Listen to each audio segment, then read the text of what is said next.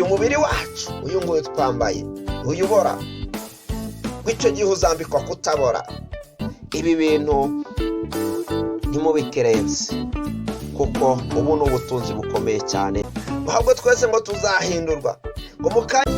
Gospel TV Rwanda.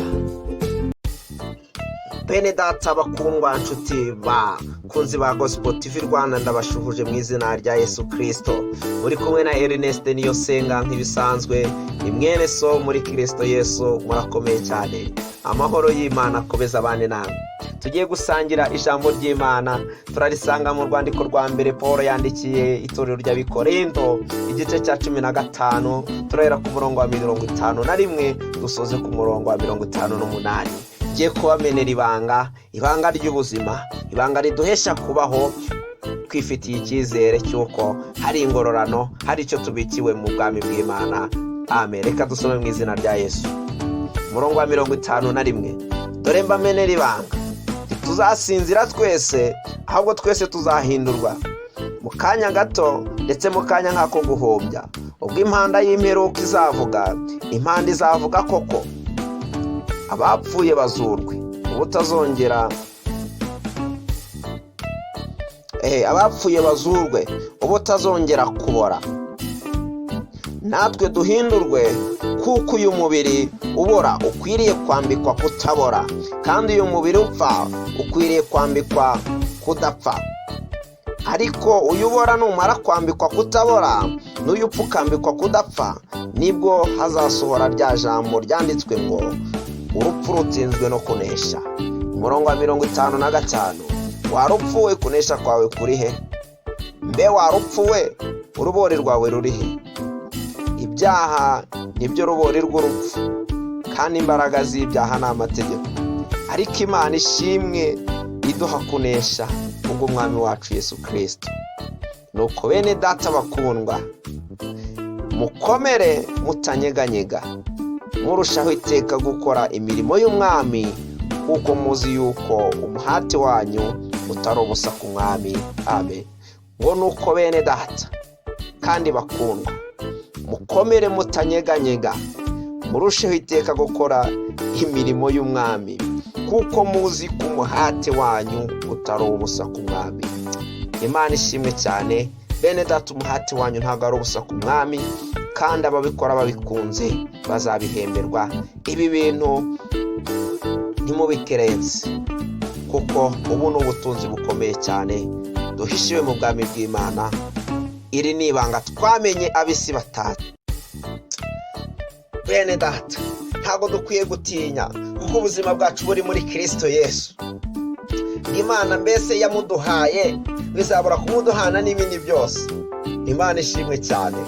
Ndaje kubagenderera ngo ntabwo dufite gutinya, kuko Yesu urupfu yakuyemo urubori. Ubu ngubu turidegembya, ntabwo bw'urupfu dufite, kuko yanarugize irembo ritujyana mu byiza yadusezeranyije by'ubugingo bw'iteka, hahandi tutazongera kubabara, hahandi umubiri wacu uzambikwa kudapfa, hahandi umubiri wacu uzambikwa kutabora, hahandi tuzahora dusingiza Imana, twakiriye ingororano z'abizera, zazindi Kristo yadusezeranyije. Imana ishimwe cyane.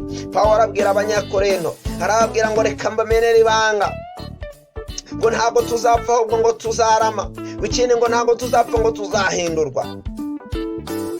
Imana ishimwe cyane. Arababwira ngo twese ngo ntituzasinzira, ahubwo twese ngo tuzahindurwa ngo mu kanya nk'ako guhumbya.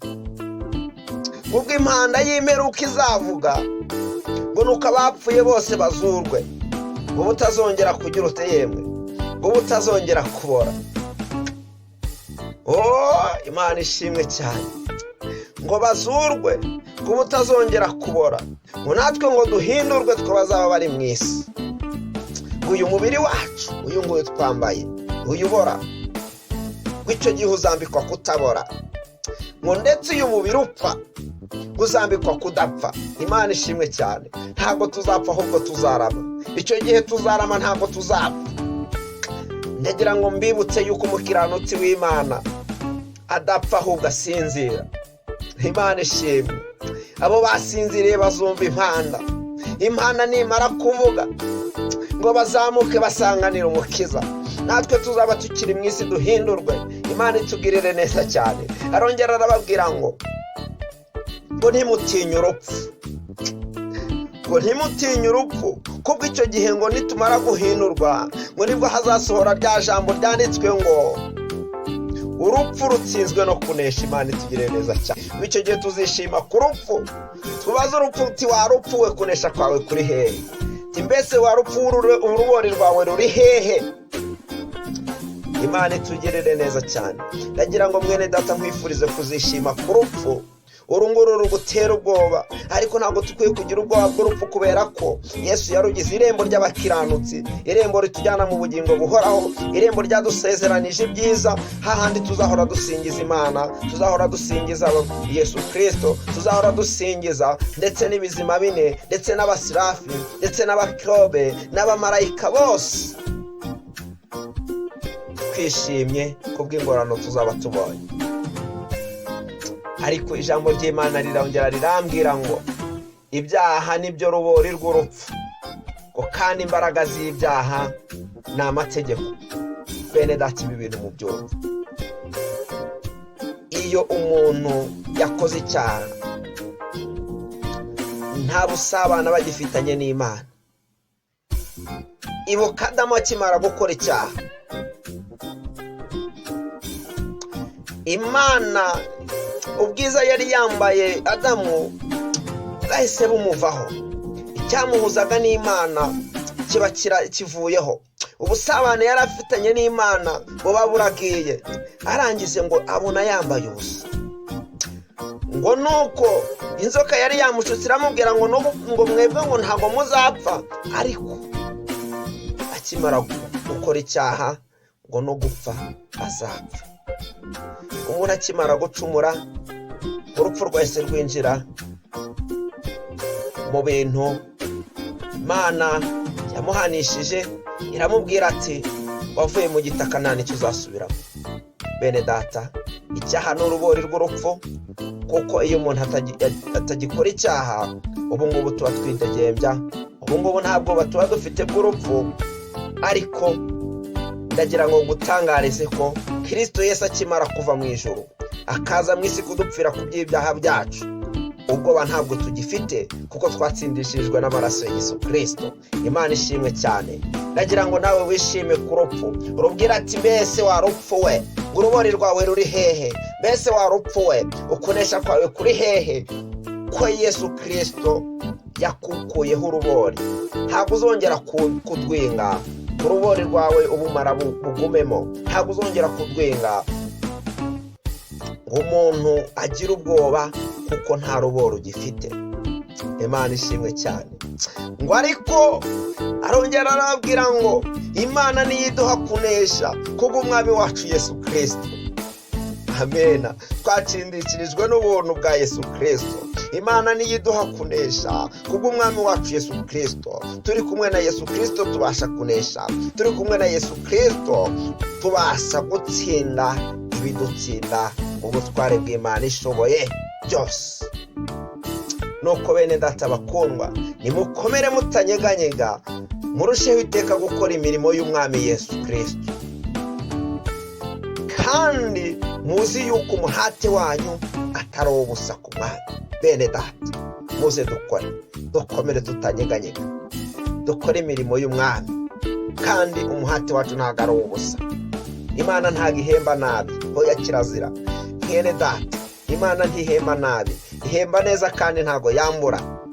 Niyo mpamvu ijambo ry'Imana rimbwira ngo ababikora babikunze nibo bazabihemberwa. Wowe ukora umurimo ukunze, wowe ubwiriza ubikunze kandi ukiranutse, wowe uririmba ubikunze kandi ukiranutse, wowe ukora amasuku mu nsengero ubikunze kandi ukiranutse, wowe ugaburira abakene n'abashonje, ndetse ukarera imfubyi, ukagirira neza abapfakazi ubikunze kandi ukiranuka, umuhate wawe ntabwo ari ubusa ku mwami Imana.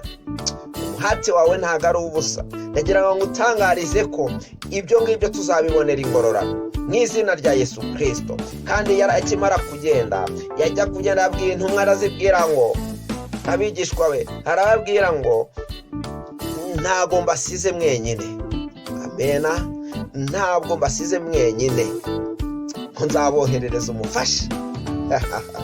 Imana ishimwe cyane ko yaduhaye umwuka wera nk'umufasha. Uwo mwuka wera azadufasha, azadusobanurira ibyo tutasobanukiwe, azatwigisha, azatuyobora inzira itugeza mu bwami bw'Imana. Imana ishimwe cyane. Aho dusiganirwa bene data, turimo turagenda tuhitegereza mu rurembo rwera, ndetse n'ibirimo byose ngo ibirimo byose byubatswe n'izahabu kandi zirabagirana. Bene data, ngo nimuze tutabasiga, ngo Kristo Yesu aradutegereje. Nimuze tutabasiga, Kristo Yesu aradutegereje. Yesu aradutegereje. Nshuti, nimuze tugende. Imana ishimwe cyane. Ndagira ngo iri banga nkumeneye Pawulo yameneye Abanyekorinto, wongere utekereze neza. Mbese waba ufite ubwoba bw'urupfu kandi Kristo yararukuyemo urubori? Mwene data, ntabwo dukwiye gutinya, ntabwo dukwiye kugira ubwoba bw'urupfu, kuko Kristo yarumazemo urubori. Ntabwo ruzongera kudwinga ngo ruduherane. Hoya, ntabwo ruzaduherana, ahubwo nidusinzira tuzazurwa. Nidusinzira cyangwa bazaba bakiri mu isi bazahindurwa. Uyu mubiri twambaye wambikwe kutabona, uyu mubiri twambaye wambikwe kudapfa, dusingira ingororano zacu. Imana ishimwe cyane. Ndanezerewe cyane. Nishimiye kuganira namwe, kuko Yesu yabwiye abigishwa, arababwira ati nimugende, ndabatumye mu mahanga. Mugende, ndabatumye mu mahanga, mujye kubwiriza ubutumwa bwanjye bwiza, abemeye mubabatize. Ariko mwene data, izere ko Yesu agira neza, izere ko nawe uzahinduka. Gusa nanone irinde mwene data, irinde. Ijambo ry'Imana riratubwiye ngo urubori rw'urupfu ni icyaha. Niba warakoze icyaha, ntucishwe bugufi n'ijambo ry'Imana mu mutima wawe ngo ngusabe imbabazi, urupfu ruzaguherana. Ariko nucishwa bugufi n'ijambo ry'Imana mu mutima wawe ugasaba imbabazi, ntabwo uzaheranwa n'urupfu. Icyo gihe uzasinzira, impanda nivuga uzayumva, kuko utaheranwe n'urupfu. Kuko urubori rw'ibyaha, urubori rw'urupfu ari byo byaha, ntabwo ruzaba rukurimo. Duharanire gukiranuka, dusengeshe umwuka iteka, dukore umurimo w'Umwami, kandi dukore tubikunze. Tugiye gusengana n'abantu batandukanye. Umuntu wa mbere tugiye gusengana ni umuntu wacitse intege. Umuntu wa kabiri tugiye gusengana ni umuntu waba afite inkomanga ku mutima, yumva hari ibitagenda neza kubera icyaha. Uwo nguwo turasengana kugira ngo urupfu rwe kumuherana, ubwoba bw'urupfu bwe kumuherana. Igihe azaba asinziriye azumva impanda, kuko birababaje cyane kuba waba uri mu isi ukora umurimo, byitwa ko ukora umurimo w'Imana, ariko wapfa urupfu rukaguherana kubera urubori rwarwo rwibitsemo indani, cyangwa wapfanye n'ibyo byaha. Birababaje cyane. Twaba twararuhiye ubusa, waba wararuhiye ubusa, ariko ntitukaruhire ubusa. Wowe wumvishije iri jambo, ongera witekerezeho, ongera wisuzume mu mutima wawe, wongere urebe ko hari urubori waba ufite mu mutima wawe, hari ikitagenda neza hagati yawe n'ubusabane n'Imana, maze wongere uce bugufi tugusengera Imana. Imana ni Imana ikiza ibikomere n'ingoma z'ibyaha. Ibyo byose Imana irabikiza. Imana ibasha kuvura umuntu, imaze gukiza imitima irongera igakiza umubiri, n'indwara nazo zirakira mu izina rya Yesu Kristo. Reka dusenge. Uri Imana ikomeye, uri Imana igira neza, tugushimiye kubw'ijambo ryawe. Pawulo ajya kwandikira abikoreye into yarababwiye ati bene data reka mbamenere ibanga ngo ntabwo mukwiye gutinya urupfu kuko urubori rwarwo Yesu yarukuyemo. Arongera arababwira ati mwibuke ko urubori rw'ibyaha, urubori rw'urupfu ari icyaha. Mwirinde ibyaha. Mwami Imana, abantu bawe bacishijwe bugufi n'ijambo mu mutima yabo, babonye hari ikitagenda neza, babonye nta busabane bafitanye nawe, babonye hari ibyo bagomba gutunganya. Babarira umuntu wese wumvishije iri jambo agaca bugufi. Uwiteka mubabarire, umwogesha amaraso ya Yesu Kristo umwana wawe ukunda, wongere umusubize ku kigero gikwiriye, kandi wowe nguwo musabiye umwuka wera. Uwo mwuka wera azamuyobora, umwuka wera azamubashisha gukora ibyiza. Weretse n'abandi bacitse intege, haba mu rugendo, babitewe n'ibibazo bitandukanye, babitewe n'intambara bahura nazo mu isi. Abo ngabo Mwami bongerera intege, bongerera imbaraga, wongera ubare mu mutima, wongera Mwami ubafukurira kuko wafukuye amazi mu butayu, nibafukurira amasoko adudubiza amazi. Ayo mazi y'umugisha, ayo mazi atera imbaraga, ayo mazi amara inyota, ayo mazi atuma batongera gusonza ukundi. Ongera ubayabafukurire mu izina rya Yesu Kristo. Mbasabiye imbaraga, mbasabiye kwezwa, mbasabiye kwera, mbasabiye gukomera. Abafite indwara zitandukanye z'umubiri nazo, abo ngabo ndabasengeye mu izina rya Yesu Kristo. Abo ngabo mbaturiho gukira mu butware bw'Imana ishoboye byose. Urakoze cyane Kristo, urakoze cyane Yesu kubw'ijambo ryawe.